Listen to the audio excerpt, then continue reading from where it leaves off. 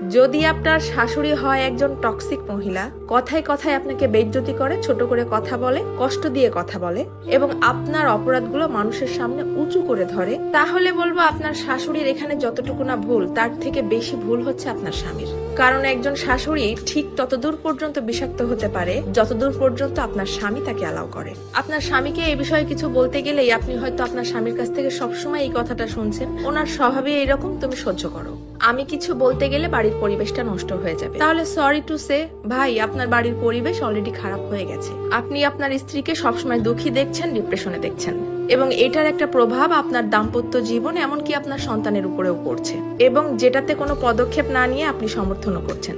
এখানে একজন হাজবেন্ডের তার স্ত্রীর প্রতি পজিটিভ হওয়াটা খুবই জরুরি। মাত্রাতিরিক্ত অন্ধ ভক্তি কোনো ভালো লক্ষণ নয়। না হলে খুব তাড়াতাড়ি এমন একটা দিন আসবে যখন আপনার স্ত্রী শ্বশুরবাড়ির লোকজনকে তো সম্মান করবেই না, উল্টো নিজের হাজবেন্ডের প্রতিও সম্মান এবং ভালোবাসা কমতে থাকবে, যেটা আপনার বাচ্চাদের জন্যও খুব একটা ভালো কথা না।